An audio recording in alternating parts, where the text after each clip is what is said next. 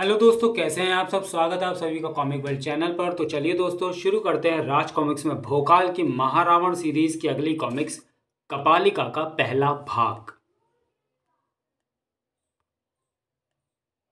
कपालिका, लेखक संजय गुप्ता, संपादन मनीष गुप्ता, चित्रांकन कदम स्टूडियो। मानवता, जिसकी भलाई और रक्षा के लिए भगवान सदा तत्पर रहते हैं। मानवता की रक्षा करना भगवान का दायित्व भी है और कर्तव्य भी। तभी जब जब पृथ्वी पर पाप बढ़ता है, जब जब मानवता को कुचलने का प्रयास किया जाता है, तब तब पृथ्वी पर भगवान स्वयं अवतार लेते हैं। लेकिन इस बार भगवान ने नहीं, पाप ने अवतार लिया था, जिसने धीरे धीरे संपूर्ण ब्रह्मांड को अपने शिकंजे में कसना शुरू कर दिया था। पाप के अवतार के दो सहयोगी थे, कालभुजंग और कालकूट। भोकाल ने जिन्हें देवताओं द्वारा दिए गए दिव्यास्त्रों और बलियों के बलि महाबली बजरंग बली की सहायता से समाप्त कर दिया। परंतु इस महाविजय में ने भोकाल को महासंकट में डाल दिया, और वह महासंकट था साक्षात मृत्यु को जीत लेने वाला मृत्युजीत। हा हा हा हा हा। अपने भरपूर प्रयासों से भोकाल जिसका बाल भी बांका नहीं कर पाया, पर जैसा कि नियम है, इस नश्वर संसार में जो आया उसे कभी ना कभी तो समाप्त होना ही है। मृत्युजीत भी समाप्त हुआ, महाबली भोकाल के द्वारा ही समाप्त हुआ वह, और उसे समाप्त करने में भोकाल की सहायता की ब्रह्मांड के सबसे शक्तिशाली पुरुष, अति क्रूर और महान धनुर्धर धनुषा ने। मृत्युजीत को समाप्त करके भोकाल ने एक बहुत बड़ी उपलब्धि पा ली थी, लेकिन साथ ही अपना परिवार खो दिया था। समाप्त होने से पहले मृत्युजीत भोकाल के परिवार को अपहृत कर उन्हें कलंका नगरी पहुंचा चुका था। कलंका नगरी, जिसके बारे में प्रसिद्ध था कि ब्रह्मांड की सारी सेनाएं मिलकर भी उस तक नहीं पहुंच सकती थी, क्योंकि कलंका नगरी की रक्षा का दायित्व संभाले हुए थी कलंकिनी, कपालिका और डंकनी नामक वे तीन राक्षसी बहनें, जो छल बल और अत्यंत शक्तिशाली शैतानी शक्तियों से युक्त थीं। जिसमें अपने आप में बेजोड़ थी डंकनी, प्रलंकारी डंकों की स्वामिनी। उसके अविजित डंक फौलाद तक का सीना फाड़ने की क्षमता रखते थे, पर उन पराक्रमियों के सामने ना उसके डंक काम आए और ना उसका बल। अंततः मृत्यु को प्राप्त हुई डंकनी। और तब महाबली भोकाल ने पाप का समूल नाश करने और अपने परिवार को ढूंढ निकालने के लिए कलंका को अपना लक्ष्य बनाया। परंतु विष सागर पार करके कलंका तक पहुंचना इतना आसान नहीं था, क्योंकि विष सागर में मौजूद थी एक ऐसी प्रलंकारी शक्ति जिसका नाम था मत्स्य केतु। विष सागर में खलबली मचा दी मत्स्य केतु ने। तीनों पराक्रमियों का पराक्रम तुच्छ सिद्ध हुआ उसके सामने। हार के साथ साथ मत्स्य केतु के रूप में सभी को अपनी मौत भी दिखाई दी कि तभी वृत्त के रूप में सदा भोकाल के साथ मौजूद संकट मोचन हनुमान ने भोकाल को संकट से उबरने का उपाय बताया। मत्स्य केतु पर अंकुश लगाकर इसे विष सागर पार करने का साधन बनाओ महाबली। वृत्त की बात भोकाल के मस्तिष्क में घर कर गई। उसने तुरंत ही भगवान विघ्नेश्वर गणेश के अंकुश का स्मरण किया और उसके बल पर मत्स्य केतु के उत्पात पर अंकुश लगाकर उसे अपना दास बना लिया। अब मत्स्य केतु ने ना मात्र भोकाल को अपनी विशाल विष ग्रंथि भेंट की, अपितु भोकाल को उसके साथियों सहित कलंका की उस धरा पर पहुंचाया जहां कलंका का सेनापति नरकेतु संधि और भोकाल के परिवार के साथ उसकी प्रतीक्षा में खड़ा मिला। सलोनी, रूपसी, संधि और भोकाल के परिवार को देखकर भोकाल सहित सभी प्रसन्नता से मानो नाच उठे। यहां तक की कहानी आप पूर्व कॉमिक विशेषांक कालकूट मृत्युजीत डंकनी में पढ़ चुके हैं। अब आगे पढ़ें। जबकि ऐसे में भी किसी विचार में मग्न एक तरफ बैठे थे पवन पुत्र हनुमान। संधि और भोकाल के परिवार को सामने लाने में अवश्य कोई रहस्य छुपा हुआ है। अवश्य इसमें राक्षसों की कोई ऐसी माया है जिसने इन मनुष्यों के साथ साथ हमारे मस्तिष्क को भी भ्रमित कर दिया है। आज हम स्वयं संकट में फंस गए हैं। ऐसे में हमारी सहायता हमें संकट मोचन का नाम देने वाले श्री राम ही कर सकते हैं। दूसरे ही क्षण बजरंग बली के अधरों पर आया वह नाम जो सदा उनके हृदय में वास करता है, जय श्री राम। अपने भक्त को संकट से उबारो। भगवान, हम भली भांति जानते हैं कपिराज की कौन सा संकट तुम्हें हमारे समीप खींच लाया है। भगवान, तो कृपया शंका का निवारण कीजिए। समझाइए अपने भक्त को कि क्यों कलंका वासी संधि का प्रस्ताव लेकर आए हैं, क्यों उन्होंने वापस लौटा दिया है पुरुष श्रेष्ठ महाबली भोकाल के परिवार को। यह सब कलंकनी की माया है बजरंग। वह भगवान ब्रह्मा से वरदान प्राप्त कर और काली शक्तियों को अपना दास बनाकर तरह तरह की माया रचने में सक्षम हो गई है। महाबली भोकाल और उसके साथियों के साथ साथ तुम्हारा मति भ्रम उसी माया का परिणाम है, और हमें खेद इस बात का है कि हम इस माया के विरुद्ध चाहते हुए भी कुछ नहीं कर सकते, क्योंकि हम व समस्त देवतागण वचनबद्ध हैं। परंतु चिंतित ना हो वीर हनुमान, पृथ्वी पर जन्म लेने वाली हर शक्ति का नाश निश्चित है। समय की प्रतीक्षा करो। अब तुम जाओ वानर राज। महाबली भोकाल को तुम्हारी आवश्यकता पड़ सकती है। जो आज्ञा भगवान। तुरंत ही अंतर्धान हो गए बजरंगबली। श्री राम ने अचानक मुझे वापस लौट जाने का आदेश दिया। उनके इस आदेश के पीछे अवश्य कोई मतलब छुपा हुआ है। शायद भोकाल पर कोई संकट आने वाला है, परंतु कैसा संकट? भोकाल पर कौन सा संकट आने वाला था, इसके बारे में ना तो हनुमान कुछ जानते थे और ना ही खुद भोकाल कुछ जानता था। जब से तुम मुझे मिले हो, तुम में से किसी की भी जुबान से कोई बोल नहीं फूटा। कुछ बोलो सलोनी। कुछ तो कहो रूपसी, बोलो क्या हुआ है तुम्हें? ना सलोनी बोली और ना रूपसी, लेकिन फिर भी भोकाल को उसके प्रश्न का उत्तर मिला, और वह उत्तर उसे मिला एकाएक वहां गूंज उठी उस आवाज से। मनुष्यों की बात का उत्तर कोई मनुष्य ही दे सकता है भोकाल, और तू इस लायक नहीं कि तू मनुष्यों के साथ रहे। तू तो इस काबिल है कि तू पशुओं से बातें करे और पशुओं को ही गले लगाए। रूपसी बकरी और सलोनी गधी में बदलकर भाग चली। वह भोकाल की गोद में थमे बच्चे उल्लुओं में बदलकर उड़ चले। अभी सभी आश्चर्यचकित से उस दृश्य को देख ही रहे थे कि सामने उठ खड़ा हुआ एक बवंडर। उफ, ये क्या है? यह बवंडर तो विद्युत किसी गति से इधर ही बढ़ता आ रहा है। मैं अभी इसे रोकता हूं। धनुषा ने झपट कर अपना धनुष संभाला, लेकिन वह उसकी प्रत्यंचा संभाल पाता उससे पहले ही उस अद्भुत बवंडर ने सभी को अपनी चपेट में ले लिया।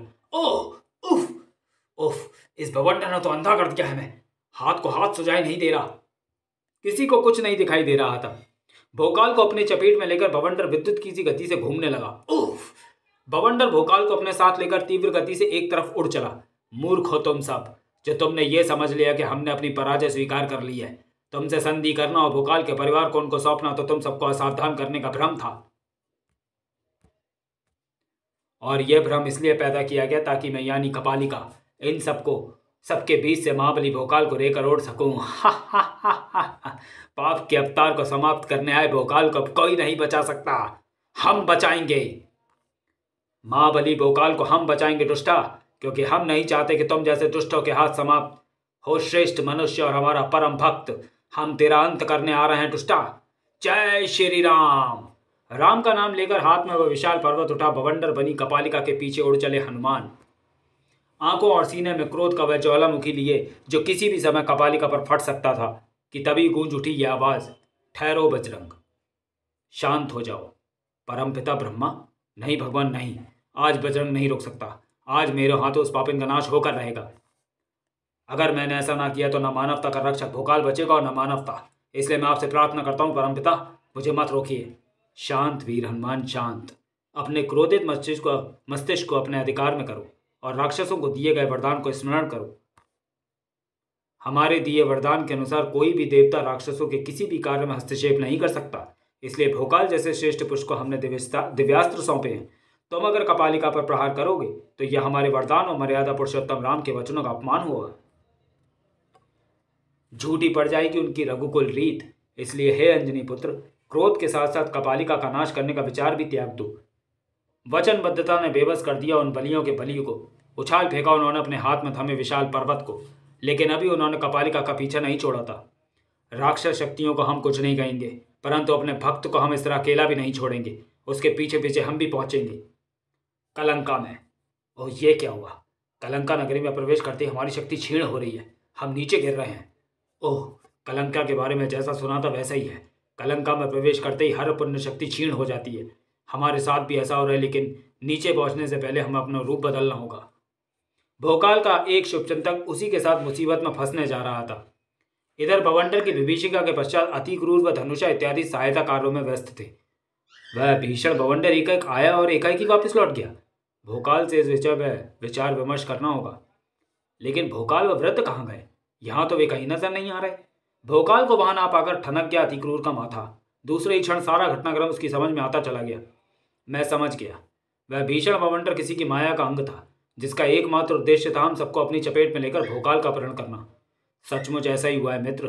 राक्षसों ने छल करके हमारे मित्र का अपहरण कर लिया है। उत्तर में मेघ की तरह गरजा व क्रूरों का क्रूर। ऐसा करके राक्षसों ने अपने काल को और पास बुला लिया। धनुषा, इस छल के लिए कलंका का एक एक राक्षस लहू के आंसू रोएगा। कलंका के सर्रे को अपनी क्रूरता का शिकार बनाकर अपने मित्र भोकाल को खोज निकालेगा अति क्रूर। मुझे भी भोकाल की खोज में जाना है, लेकिन बाद में। पहले मुझे बवंडर के कारण अस्त व्यस्त हो गए अपने भील साथियों को संभालना है। क्रोध से भरे अति क्रूर के कदम अपने मित्र की खोज में आगे बढ़ गए। जिन्हें रोकने का साहस ना तो विशाल पर्वत कर सके भाग और ना गहरी खाइयों से भरे दुर्गम रास्ते। अपने असाधारण बल और अद्भुत अस्त्र दंताक की शक्ति का अतुलनीय परिचय देता आगे बढ़ रहा था तिक्रूर अपने उस प्राण प्रिय मित्र की खोज में, जो इस समय कलंका में मौजूद था। बवंडर अब ले रहा था एक ऐसी महाशक्ति का रूप जिसका नाम था कपालिका। इधर कपालिका वापस अपने रूप में लौटी। इधर चीते की तरह संभल कर अपने पैरों पर खड़ा हुआ वह महाबली। मुझे फंसा कर यहाँ लाने से पहले अगर तूने एक बार भी विचार कर लिया होता दुष्टा कि तू अपनी मृत्यु अपने साथ ले जा रही है, तो तू मुझे यहाँ कदापि नहीं लाती। परंतु अब बहुत देर हो चुकी है। अब तेरे पास कुछ भी विचार करने का समय नहीं है, क्योंकि तेरी मृत्यु अब ठीक तेरे सिर पर खड़ी है। ओह! कपालिका की तरफ लपका भोकाल कुछ ही कदम आगे बढ़ते ही एकाएक लड़खड़ाया और धड़ाम से नीचे आ गिरा। इसी के साथ खिलखिलाकर हंस पड़ी कपालिका। तू कितना भी महाबली सही भोकाल, परंतु इस समय तू कलंका नगरी के अंदर है। यहाँ तू एक मच्छर से ज्यादा नहीं है, और मच्छरों को राक्षस चुटकियों में मसल देते हैं। तू भी मसला जाएगा भोकाल, लेकिन अभी नहीं। मुझे तो एक विशेष परिस्थिति में समाप्त किया जाएगा, क्योंकि तुझ जैसी पुण्य शक्ति कभी कभी ही जन्म लेती है। मच्छरों को देवता दिव्यास्त्र नहीं सौंपा करते दुष्टा। ये देख, काली माँ की पाप विनाशिनी खड़ग एक मच्छर के हाथ में नहीं, एक महाबली के हाथ में प्रकट होगी। जय काली माँ। काली माँ का स्मरण किया भोकाल ने।